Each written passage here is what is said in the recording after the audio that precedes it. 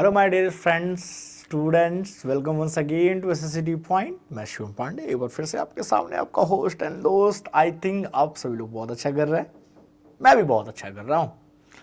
आज सभी को पता है कि प्रेजेंट टाइम में आपकी कौन सी वीडियोस चल रही है? इकोनॉमिक्स की शेयर मार्केट चल रही है। शेयर मार्केट की सीरीज में ये आपका लास्ट सेकेंड वीडियो, इसके बाद एक वीडियोस और मिलेंगे और आपका शेयर मार्केट फिनिश होगा। आज आप पढ़ने क्या वाले हैं? आपने थंबनेल देखा होगा और आप उसमें समझ रहे हैं कि आज आप रेगुलेटिंग बॉडीज़ पढ़ने वाले हैं। रेगुलेटिंग बॉडीज़ में आप सभी को पता है कि सेबी, शेयर मार्केट को रेगुलेट करने के लिए सेबी का यूज़ किया जाता है। और थोड़ा बहुत आप आज एक और बॉडी के बारे में पढ़ेंगे, ईडी के बारे में। आरबीआई के बारे में हम ऑलरेडी पढ़ चुके हैं। तो एसएससीटी पॉइंट पे आपका स्वागत है। इस जर्नी को हम एक साथ शुरू करते हैं। चलिए आगे बढ़ते हैं और समझते हैं कि आज हम क्या पढ़ने वाले हैं। आज हम रेगुलेटिंग बॉडीज़ के बारे में पढ़ने वाले हैं। रेगुलेटरी बॉडीज़ होती क्या हैं? तो देखिए भाई, रेगुलेटरी बॉडीज़ में हमारे यहाँ जब भी हम बात करते हैं तो सेबी का नाम आता है। ध्यान से देखा जाए तो सेबी का फुल फॉर्म भी अगर आप ध्यान से देखेंगे तो आपको क्या मिलेगा? सेबी का फुल फॉर्म अपने आप में क्या है? Security and exchange board of India. जैसे आपको पता है कि सिक्योरिटी का मतलब क्या होता है भाई? प्रतिभूतियाँ। भाई हम इसे क्या प्रतिभूति भी कहते हैं। तो वही लिखा है कि भारतीय प्रतिभूति एंड विनिमय बोर्ड। भारतीय प्रतिभूति और विनिमय बोर्ड जो है वो हमारा है। ये क्या है? अपने आप में है, राइट। तो आज आप इसी के बारे में सारी चीज़ें पढ़ने वाले हैं कि प्रतिभूतियाँ, ये विनिमय बोर्ड ये कैसे काम करता है और हम इस कैसे सेबी पूरे मार्केट को कंट्रोल करती है। सेबी की नीड क्यों आई, क्या ज़रूरत थी? अगर मार्केट फ्री होता, फ्री या ओपन मार्केट होता, कोई भी इसको ऊपर से एक तरह से कह सकते हैं सेबी एक तरह की क्या है? सुपरवाइज़र है ना। ये क्या है? सुपरवाइजर बॉडी है। अगर ये ना होती तो क्या घाटा था, क्या प्रॉब्लम थी? किसी बॉडी को बनाने की नीड क्या होती है, ज़रूरत क्या है? मार्केट को अपने हिसाब से चलने देते, क्यों सरकार हर जगह इंटरफेयर करती है? क्यों कोई ना कोई रेगुलेटिंग बॉडी होनी चाहिए हर समय इंटरफेयर करने के लिए? ये सारे सवालों के जवाब आपको यहाँ मिलने वाले हैं इस लेक्चर में। फिलहाल इसका फुल फॉर्म याद रख लीजिए। ये इसका सिंबल है, आप देख सकते हैं। इसकी हिस्ट्री के बारे में बात करेंगे थोड़ा सा आप। तो security and exchange board of India SEBI is regulatory and developmental agency Indian capital market. India की जो कैपिटल या पूंजी बाजार है, कैपिटल को क्या कहते हो? पूंजी बाजार। तो पूंजी बाजार भाई, किसी भी तरह का पैसा लगता है तो पूंजी बनता है। पूंजी आपकी फिक्स हो सकती है, फ्लोट हो सकती है, कैश के टर्म में हो सकती है, वो आपकी मर्जी है, ठीक है। तो उसको हैंडल करने के लिए, उसको सुपरवाइजर करने के लिए, उसकी देख रेख का मतलब कि कुछ गड़बड़ ना हो, कुछ ज़्यादा गड़बड़ ना हो, जनता का पैसा ना डूबे। एक सिंपल सी लैंग्वेज में होता है, जनता का पैसा ना डूबे। अगर जनता का पैसा डूब गया तो लोगों का किससे भरोसा उठ जाता है? सरकार से। और सरकार तो जनता के थ्रू बनाई हुई है, तो कोई सरकार नहीं चाहेगी कि उसके शासनकाल में पब्लिक का पैसा डूबे और बिजनेस वाले घोटाला कर जाए। इसके लिए सेबी बनाई गई। इट वॉज इस्टेब्लिश, ईयर याद रखिए, 12 अप्रैल 1988 as per the recommendation of GS Patel committee. ये जीएस पटेल कमेटी अब देखिए 1988 में बनाई गई है, क्योंकि उससे पहले शेयर मार्केट में क्या, शेयर मार्केट में कोई रेगुलेटरी बॉडी हमारे यहाँ no existence of any regulatory body. कैसी कंडीशन थी? फ्री या ओपन मार्केट थी। इसमें पब्लिक को ज़्यादा नॉलेज नहीं थी, आज भी नहीं है, अब तो थोड़ी बहुत हो गई, ठीक है, चलो कोई अच्छी बात है। ज़्यादा नॉलेज नहीं थी, कई सारी कंपनियां आई और फेक पेपर्स पे पब्लिक से पैसा उठाती थी, उनको बॉन्ड बेचती थी और फिर क्या होती थी? कोलैप्स कर जाती थी। जिसे सिंपल लैंग्वेज कहें तो पैसा लेके भाग जाना, पैसा लेके भाग जाना। अब सवाल ये है कि ये कंपनी रजिस्टर्ड है या नहीं है? रजिस्टर्ड है या नहीं है ये कौन जानता है? कंपनी अगर जो है भाई गवर्नमेंट गारंटी तो दे नहीं रही है, गवर्नमेंट से तो है नहीं कि गवर्नमेंट के सिक्योरिटीज लिए आपको पैसा मिलेगा, तो रजिस्टर्ड है या नहीं इसकी गारंटी नहीं है। कोई पैसा लेके भाग गया, नहीं भाग गया, इसकी कोई गारंटी नहीं है। भाग गया तो जनता किसके पास जाएगी? जनता तो सरकार के पास नहीं जा सकती, ठीक है। तो पब्लिक परेशान थी और सरकारों ने भी देखा कि जो कुछ भी हो रहा है ये गलत हो रहा है, इसमें कहीं ना कहीं ये चीज़ें उतनी वर्क नहीं करेंगी। तो इस केस में क्या हुआ, सेबी का निर्माण हुआ 1988 में।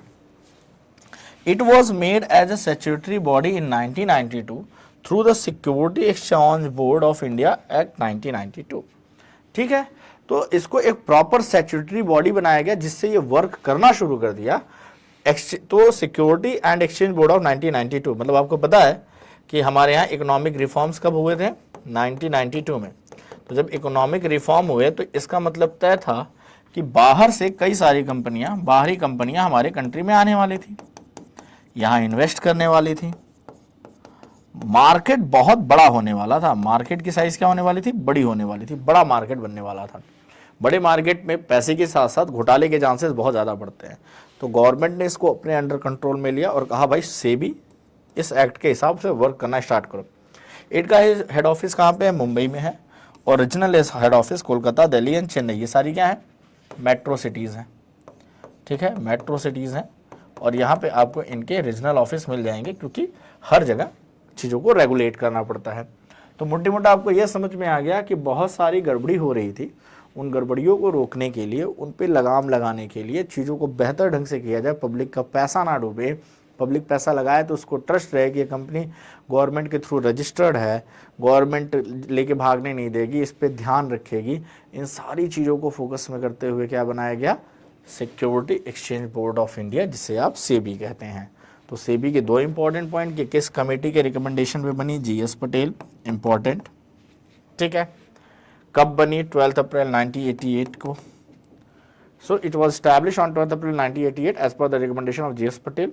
और इसको पूरी तरह से स्टैट्यूटरी बॉडी कब बनाया गया, 1992 में। और यहाँ से आप कह सकते हो कि सेबी स्टार्ट होती है। सेबी का एक्ट क्या है, सेबी का ये है security and exchange board of India act 1992, head office Mumbai में है। ठीक है, यहाँ तक आई थिंक किसी को कोई दिक्कत नहीं होनी चाहिए कि हेड ऑफिस मुंबई में है। भाई ये जान लीजिए कि Madhupuri bunch is the present chairman of SEBI. तो इस टाइम पे, ठीक है, मधुबाई पुरी इस टाइम पे करंट चेयरमैन है। तो ये आपका क्या हो गया, एक तरह का करंट का पार्ट हो गया कि प्रेजेंट टाइम में सेबी के चेयरमैन कौन है, अक्सर पूछा जाता है। कुछ बड़े हाईएस्ट पोस्ट होते हैं हमारी कंट्री में, जैसे chief justice of India, head of election commission, CGI कौन है। इसी तरह से आपको ये पता होना चाहिए कि सेबी का हेड कौन है, कैग का हेड कौन है, ऑडिटर जनरल कौन है हमारे यहाँ। ये सारे सवाल अक्सर पूछे जाते हैं, उनमें से एक सवाल ये भी आता है। ठीक है, आगे बढ़ते हैं, आते हैं और समझते हैं अब कि सेबी के ऑब्जेक्टिव्स क्या हैं। ऑब्जेक्टिव का मतलब आप सिंपल लैंग्वेज में समझ सकते हैं कि जब भी ऑब्जेक्टिव शब्द उपयोग किया जाता है, इसका मतलब होता है कि आप उद्देश्य के बारे में जानना चाहते हैं कि किसी भी चीज़ को बनाने का पर्पस क्या है, क्या उद्देश्य है। बहुत अच्छे से मैंने आपको पहली स्लाइड में समझा दिया है कि इन्वेस्टर्स का मतलब जो पैसा लगाता है, पैसा लगाने वाला कौन हो सकता है, इन्वेस्टर पब्लिक है, हम और आप हो सकते हैं। ठीक है, तो भाई हमारा या आपका पैसा जो है वो क्या हो, उसका इंटरेस्ट, मतलब जो इन्वेस्टर हो उसका पैसा ना डूबे किसी भी तरह की सिक्योरिटी मार्केट में। प्रमोट एफिशिएंट सर्विस, कई तरह की सेवाएं प्रोवाइड करना। सेबी अब ऐसी ही फैसिलिटीज़ प्रोवाइड करती है जैसे कि ब्रोकर, मर्चेंट बैंकर्स हैं। जैसे ब्रोकर्स के बारे में कौन है, मर्चेंट बैंकर्स के बारे में कौन है, बता चुका। इंटरमीडियरीज का मतलब बिचौलिए जो हैं, इनके बीच में एक प्रॉपर नेटवर्क बनाना। क्या बनाना, प्रॉपर नेटवर्क बनाना, ताकि काम आसान हो। ताकि क्या हो, काम आसान हो और क्लियर हो, लोगों को समझ में आए कि ठीक है ये कैसे वर्क करता है। और कोशिश करे कि इन सभी, ये सारे के सारे पर्सन जो हैं ये रजिस्टर्ड हो, क्या हो, रजिस्टर्ड हो, लाइसेंस होल्डर हो, क्या हो, लाइसेंस होल्डर होंगे तो इनका एक रजिस्टर्ड नंबर होगा। कुछ गलती हुई तो कल को हम उनको पकड़ सकते हैं, कोर्ट में घसीट सकते हैं। ठीक है, to file the complaint to the courts and notify the regulation. तो टाइम पे दिशा निर्देश देना, रेगुलेशन देना, नोटिस देना, दिशा निर्देश देते रहना। और समय के साथ रूल्स में चेंज लाना। समय के साथ अगर मार्केट की डिमांड है तो रूल्स में चेंज भी लाते रहते हैं। सरकार के हिसाब से, सरकार के अकॉर्डिंग नोटिस इशू करना। सरकार के अकॉर्डिंग नोटिस इशू करना, कोई कंपनी करप्शन ना कर पाए, कोई कंपनी गड़बड़ी करे तो उसको कहाँ पे ले जाना भाई, कोर्ट में उसके खिलाफ केस करना। ये सारा काम किसका है, सेबी का है। तो अगर सेबी के ग्रुप कहते हैं ना कि शिकंजे में कोई आ गया और गलत पाया गया तो उसकी लुटिया डूब जानी है। कई कंपनियों ने सेबी ने पाया धोखाधड़ी के मामले में, उनको जेलें भी होती है, उनके ओनर्स को, उनको हर्जाना भरना पड़ता है। सेबी उनको शेयर मार्केट से निकाल सकती है, उनकी वैलिडिटी को कैंसिल कर सकती है, ये सारे काम करती हैं। ठीक है, तो ये सारी पावर्स क्या है, सेबी के पास है। सेबी इन सभी सारी पावर्स को एंजॉय करती है। फंक्शंस में देखिए, सेबी के फंक्शंस की बात करें तो प्रोटेक्टिव फंक्शंस और regulatory functions and development function. सीधी बात है, प्रोटेक्टिव फंक्शन तो हमने देख ही लिया कि वो क्या करेगी, कोशिश करेगी कि इन्वेस्टर का पैसा ना डूबे। क्या करे, इन्वेस्टर का पैसा ना डूबे। इन्वेस्टर का पैसा मतलब पब्लिक का पैसा, किसी भी तरह का इन्वेस्टर हो उसका पैसा ना डूबे। रेगुलेटरी फंक्शन, जैसा कि मैंने बोला, रेगुलेट करना। रेगुलेट कैसे करेगी, रेगुलेट करने का मतलब है रूल्स एंड रेगुलेशन से। रूल एंड रेगुलेशन से, रूल एंड रेगुलेशन कैसे होंगे भाई, सेबी ने फिक्स कर रखा है। सेबी ने क्या है, फिक्स कर रखा है कुछ क्राइटेरिया, कुछ क्राइटेरिया फिक्स होता है कि इतना तुम्हारा कैपिटल होना चाहिए, ये तरह का तुम्हारा स्टैंडर्ड होना चाहिए। जब तुम इतने स्टैंडर्ड को क्वालिफाई करोगे तो ही आपको एज ए कंपनी रजिस्टर्ड किया जाएगा शेयर मार्केट में। तो शेयर मार्केट में रजिस्टर्ड होने के लिए इनको ये काम देखना पड़ता है। डेवलपमेंटल फंक्शन क्या है, जैसा कि मैंने बोला कि डिफरेंट डिपार्टमेंट्स में, भाई बहुत सारे होते हैं ना, तो डिफरेंट डिपार्टमेंट्स में कोऑर्डिनेशन भाई, कोऑर्डिनेशन बनाना कि भाई क्या है, मिलजुल के काम करो, उनका सिस्टम ऐसा इस्टेब्लिश करो कि उनके अंदर क्या हो, एक अच्छा कोऑर्डिनेशन हो। जब अच्छा कोऑर्डिनेशन होगा तो वर्क बेटर करेंगे। तो ये काम है। चलिए ठीक है, और क्या है सर सेबी के बारे में, देखिए रेगुलेटरी फंक्शंस में क्या क्या आते हैं अब समझिए। प्रमोटिंग सेल्फ ऑर्गेनाइजेशन, ठीक है, एक तो ये हो गया। दूसरा, regulate the function of share brokers, merchant bankers, portfolio managers. मतलब ध्यान देखना है कि भाई देखे कि ये जो शेयर ब्रोकर्स हैं, ये जो मर्चेंट्स हैं, जो बैंकर्स हैं, और उनका कैसा पोर्टफोलियो है, उनका पोर्टफोलियो क्रॉस चेक करें कि क्या ये ट्रस्टेबल हैं, क्या ये मार्केट को अच्छे से चलाएंगे, क्या इनका मार्केट में अच्छी क्रेडिट है, ये सारी चीज़ों को क्रॉस वेरीफाई करना, फिर उनको अलाउ करना। Prohibit fraudulent and unfair practice, जितनी भी अनफेयर प्रैक्टिस हों उनकी पूरी पॉसिबिलिटी को रोकना, किसी भी तरह की अनफेयर प्रैक्टिस मार्केट में ना हो। उसके अलावा promotion of fair practice. Fair practice का मतलब आप क्या कह सकते हैं कि कोशिश करें कि लोग ईमानदारी से काम करें, रूल रेगुलेशन के खास चलें, उस पर नज़र रखना। प्रमोटिंग ट्रेनिंग ऑफ इंटरमीडिएटरीज, कोशिश करो कि जो लोग नए मार्केट में आए हैं, मार्केट सीखने के लिए उनको ट्रेनिंग प्रोवाइड करना, क्योंकि सबको मार्केट की नॉलेज नहीं होती। जब तक प्रॉपर नॉलेज नहीं होगी मार्केट को अच्छा कैसे चलाएंगे, तो उसके लिए क्या करना है कि उनको प्रॉपर ट्रेनिंग देना है। क्या देना है, प्रॉपर ट्रेनिंग देना है। Registered and regulate working of collectivity investment scheme including the mutual funds. अब चाहे म्यूचुअल फंड्स हो या जितने भी स्कीम हो, वो पहले सेबी में रजिस्टर्ड होनी चाहिए।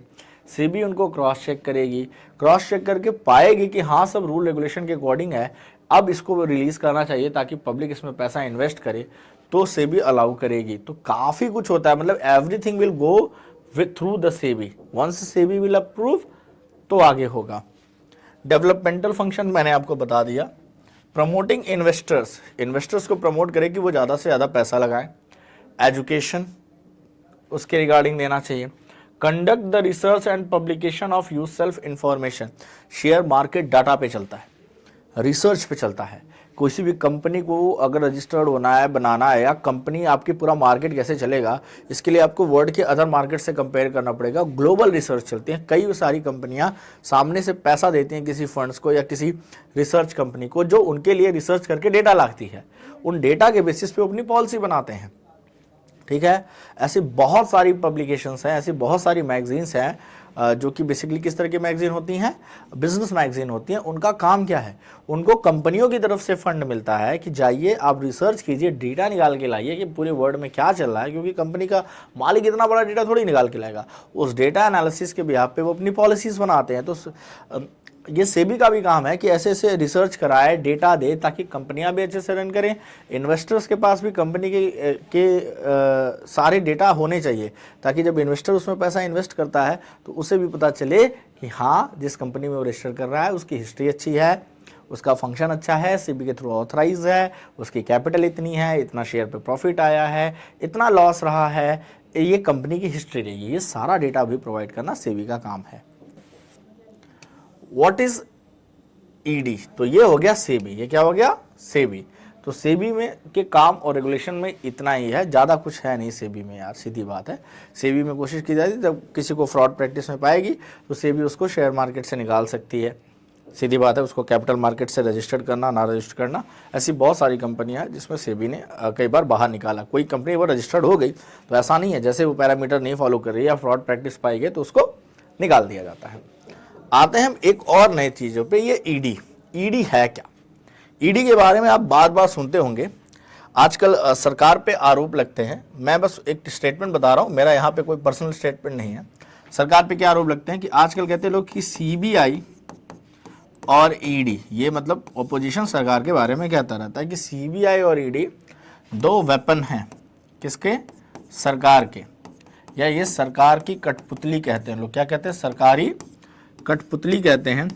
और जो भी सरकार के खिलाफ जाता है, या तो उसके पीछे सीबीआई लगा देते हैं, सेंट्रल ब्यूरो ऑफ इन्वेस्टिगेशन, और किसी चार्जेस में फंसा के उसको जेल में डाल देते हैं। ऐसा कहते हैं लोग, ब्लेम लगाते हैं। रियलिटी क्या है वही जाने। और एक ईडी, तो ईडी का नाम सुनते सुनते तो आप सुन रहे होंगे, लेकिन आपको यही नहीं पता चलता ईडी है क्या। मैंने कई बच्चों से पूछा तो उनको ईडी की नॉलेज नहीं थी। तो ईडी क्या है और उसके वर्क क्या है आज जान जाएंगे। तो सीबीआई के बारे में तो आप जानते हैं कि इन्वेस्टिगेशन का काम है, कब बड़े बड़े केसेस हैंडल करती है सीबीआई, जो बहुत हाईलाइट हो जाते हैं या बहुत नेसेसरी हो जाते हैं, ठीक है। लेकिन ईडी क्या है? ईडी क्या करती है? इसका नाम है the enforcement directorate. ED is a law enforcement agency of the government of India that is responsible for enforcing economic laws and fighting economic crime। तो देखिए ये सेबी से अलग हो गया। सेबी पूरा शेयर मार्केट से, सेबी क्या है? पूरा शेयर मार्केट से है। लेकिन ईडी शेयर मार्केट से नहीं, ये पूरा फाइनेंस देखती है। देखिए इसमें लिखा इकोनॉमिक लॉ। अब इसमें सेबी तो केवल क्या है भाई? शेयर मार्केट तक रुके। क्या सारी कंपनियां शेयर मार्केट में ही चलती है? नहीं ना, वो तो शेयर मार्केट एक हिस्सा है। इसके अलावा भी बहुत सारी इकोनॉमिक एक्टिविटीज होती हैं। उन सेबी को छोड़ दिया जाए, तो शेयर बाजार को छोड़ दिया जाए, उसके अलावा भी बहुत सारे इकोनॉमिक क्राइम होते हैं। ये बजट आता है, इतना बड़ा बड़ा टेंडर पास होता है, इतने बड़े बड़े टेंडर पास होते हैं, ब्रिजेस बनते हैं, फंड पास होते हैं, हाईवेज बनते हैं, तो इसमें इन्वेस्टमेंट होती है ना। तो इसमें अगर कहीं कोई इकोनॉमिक क्राइम हुआ तो ईडी का क्राइटेरिया बड़ा हो गया, तो वहां पे ईडी जाती है, सेबी नहीं, ठीक है। तो यहाँ पे क्या जाएगी? ईडी जाएगी, सेबी नहीं। तो ईडी का काम है। इसको चलिए बाइलिंगुअल लिखा है ताकि आप समझ सके। ये देखिए डायरेक्टोरेट ऑफ एनफोर्समेंट, ईडी है, ठीक है। इसे कहा जाता है प्रवर्तन निदेशालय। क्या कहा जाता है? प्रवर्तन निदेशालय। ये इसका प्रवर्तन निदेशालय है। और ये इसका क्या है भाई? ये इसका सिंबल है। ये क्या है? इसका सिंबल है। तो ईडी के बारे में अभी आज आपको ये पता चल गया कि ये सेबी से कैसे अलग है और ये कैसे वर्क करती है, वो देखना है। क्या क्या करती है? इसके दो प्रमुख कार्य हैं। इसमें सबसे पहले आता है फॉरेन एक्सचेंज रिजर्व। आपको पता है ना foreign exchange reserve. Foreign exchange reserve की बात की जाए तो फॉरेन एक्सचेंज रिजर्व हमारे यहाँ संभालता कौन है? अगर आप बात करें फॉरेन, ठीक है, फॉरेन एक्सचेंज रिजर्व जो है, तो फॉरेन एक्सचेंज रिजर्व जो है वो हमारे यहाँ तो बेसिकली आरबीआई का काम है। किसका है? जो रिजर्व है वो आरबीआई के अंदर आता है। कोई बात नहीं सर। तो उसका एक एक्ट है 1999 और मनी लॉन्ड्रिंग एक्ट है 2022। इससे रिलेटेड जितने भी लॉज हैं वो ईडी के अंदर आएंगे। उसको लागू करना, उसको इंप्लीमेंट करना।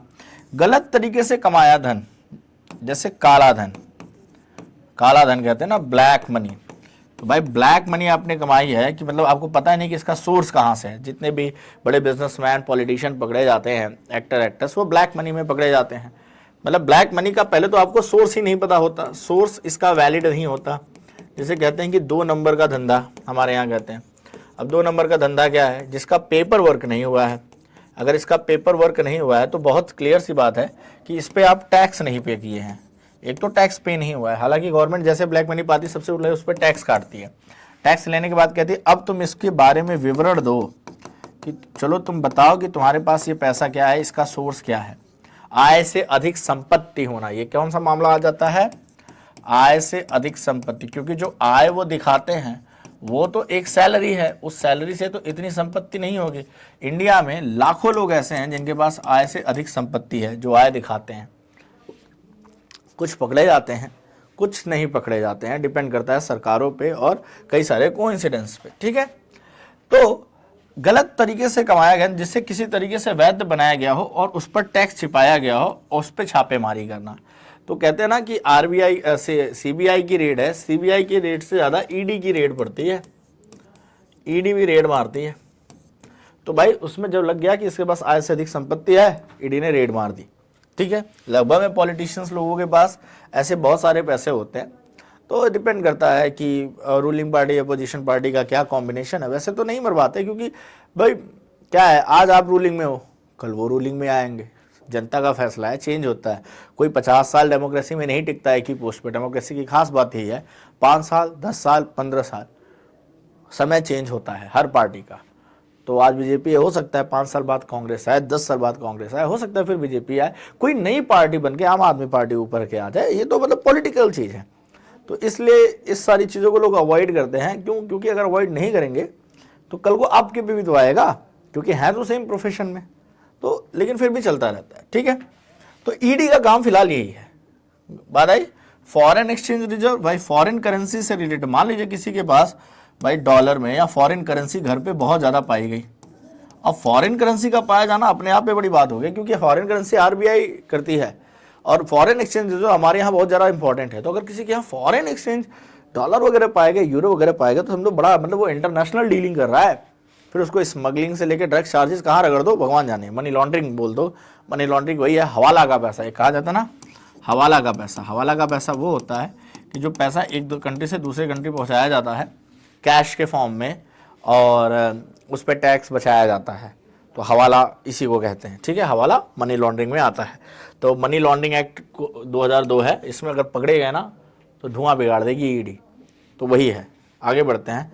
तो धुआं ना बिगड़े तो 2 नंबर के कामों से थोड़ा दूर रहें। हालांकि कमाना है जम के, तो भाई कई लोग इसी सोर्स को अपनाते हैं, बाकी ऐसे कोई मेरा सजेशन नहीं है। कमाने के लिए सही तरीके भी बहुत सारे हैं, कई लोग सही तरीके से भी कमाते हैं। तो क्यों बनाए गए ईडी, जानिए इसके गठन की कहानी शिवम पांडे के साथ। आज की ताज़ा न्यूज़, ऐसे बोलते हैं ना वो न्यूज़पेपर पे कि आज की कहानी, जानते हैं इसकी क्या कहानी है।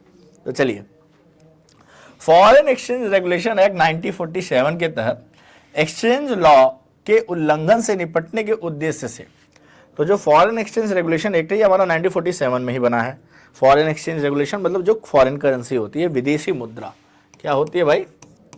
विदेशी मुद्रा। विदेशी मुद्रा का वैल्यूएशन भाई इंडिया में बहुत ज़्यादा है क्या किसी भी कंट्री में विदेशी मुद्रा मायने रखती है। तो इसके एक्सचेंज कंट्रोल लॉ है कि भाई किस तरह से इसकी लेन देन होगी, इससे रिलेटेड क्या है, एक लॉ है 1947। ठीक है, और अगर उस पर कोई उसको वॉयलेट करता है, उल्लंघन का मतलब क्या है कि भाई उसका कोई वॉयलेशन करता है, तो उसको कैसे फिक्स किया जाएगा, इसके लिए ईडी बनाया गया। ईडी को अपना आज का नाम प्रवर्तन निदेशालय यानी ईडी 1957 में मिला, बनी 47 में। ईडी अब किसके अंदर है? वित्त मंत्रालय के अंदर आता है। वित्त मंत्रालय, फाइनेंस डिपार्टमेंट में आता है। मिनिस्ट्री बोलिए, फाइनेंस मिनिस्ट्री का पार्ट है, जिसके तहत राजस्व विभाग द्वारा प्रशासित किया जाता है। राजस्व विभाग मतलब टैक्स डिपार्टमेंट कह दो। राजस्व मतलब क्या होता है? टैक्स होता है। तो टैक्स डिपार्टमेंट या इनकम टैक्स डिपार्टमेंट के थ्रू ये डील किया जाता है। तो इसका एडमिनिस्ट्रेशन कौन देखता है? एडमिनिस्ट्रेशन कौन देखता है भाई? एडमिनिस्ट्रेशन देखते हैं इनकम टैक्स डिपार्टमेंट वाले, टैक्स डिपार्टमेंट देखता है। तो यहां तक कोई डाउट हो तो कमेंट करें, ठीक है? अच्छा वीडियो है, जान लीजिए। आगे बढ़ते हैं। ईडी के बाद इसको थोड़ा और समझते हैं। ईडी के कुछ इंपॉर्टेंट पॉइंट्स हैं, कुछ मुख्य बिंदु हैं। क्या है भाई? समझिए। ईडी का हेडक्वार्टर दिल्ली में है, सबसे खास बात यह है। बाकी सीबी वगैरह का क्या है? मुंबई में है। और पूरे देश में इसके रीजनल ऑफिस तो रहेंगे ही रहेंगे। लेकिन ये डील कहाँ से किया जाता है, ये किया जाता है, तो सीधी बात है कि सेंट्रल गवर्नमेंट के अंदर आती है। इसके हेड प्रबंधक जो निर्देशक होते हैं वो एक IRS ऑफिसर ही होता है, ठीक है। उसके लिए कंपलसरी है कि वो एक IRS ऑफिसर हो, जो भी इसका हेड होगा, जो भी हेड है, अभी मैं उनका नाम बता दूंगा। इसके अलावा और क्या होना चाहिए भाई, और क्या है? आप कहोगे कि सर 2-3 एक्ट हैं जो मतलब बड़े ही इंपॉर्टेंट है, नाम बस जान लीजिए, इसको मैं एक्सप्लेन नहीं करूंगा क्योंकि ये अभी आपके सिलेबस में है नहीं। एक तो होता है धन शोधन निवारण अधिनियम, PLM में। आपने कुछ सुना हो या ना सुना हो, फेमा और फेरा का नाम जरूर सुना होगा, फेमा और फेरा का नाम जरूर सुना होगा। फेरा क्या है, फेमा क्या है? फॉरेन एक्सचेंज मैनेजमेंट एक्ट है, विदेशी मुद्रा प्रबंधन अधिनियम, फॉरेन एक्सचेंज मैनेजमेंट एक्ट, अगर मैं सही हूं तो फॉरेन एक्सचेंज मैनेजमेंट का मतलब ही होता है प्रबंधन, ठीक है। तो मैनेजमेंट एक्ट है ये, ठीक है। भगोड़ा आर्थिक अपराधी, फैसो, फैसो क्या है? जो पैसे लेके भाग जाएं, पैसे लेके भाग जाएं। कोई एग्जांपल याद आ रहा है? मुझे तो याद आ रहा है, अगर मैं सही हूं तो शायद विजय माल्या जी यही थे, किंगफिशर वाले। और कौन है भाई? कोई नीरव मोदी जी बड़े पॉपुलर हुए थे 2014 में, PNB वगैरह का पैसा लेके भागे। तो ये क्या है जनाब लोग, ये जनाब लोग इस एक्ट के अंदर आते होंगे। और विदेशी मुद्रा अधिनियम, फेरा, फॉरेन एक्सचेंज रिजर्व एक्ट, क्या है? विदेशी मुद्रा विनिमय, foreign exchange reserve rotation act, फेरा। तो फेमा और फेरा तो काफी सुना होगा, आज फेओ सुन लीजिए, NPML सुन लीजिए। ये सारे अधिनियम किसके अंदर आते हैं? ED के अंदर आते हैं। इन सभी पे एक्शन कौन लेगा? ED लेगी। तो मैंने बोला ना, इसका एरिया क्या है भाई, इसका एरिया, अधिकार क्षेत्र काफी बड़ा है, सेबी से काफी बड़ा है। सेबी तो कहीं बस शेयर मार्केट में रह जाती है। ED की छापेमारी के क्या अधिकार है भाई? ED कैसे छापेमारी कर सकती है?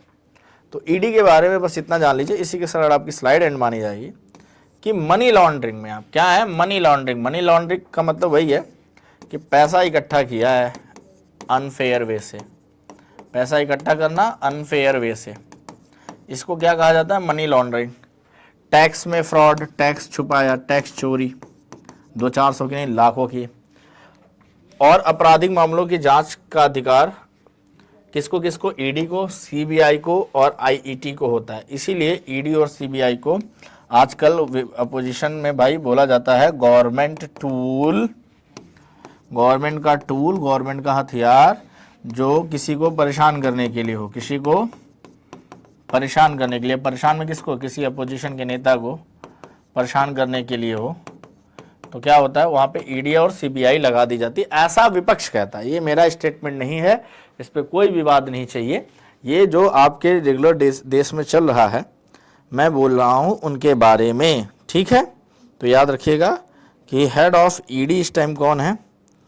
तो आप कहेंगे कि जो है संजय कुमार मिश्रा जी हैं। हेड ऑफ ED कौन है? संजय कुमार मिश्रा जी, नाम लिख लीजिए। ये कौन है? संजय कुमार मिश्रा जी।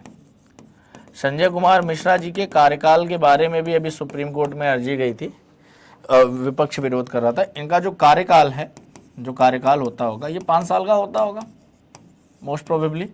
तो इसको कभी कभी सेंट्रल गवर्नमेंट बढ़वाना चाहती है, तो उन्होंने सुप्रीम कोर्ट में, SC में, कोर्ट में अपील दी थी कि इनका कार्यकाल थोड़ा इंक्रीज किया जाए।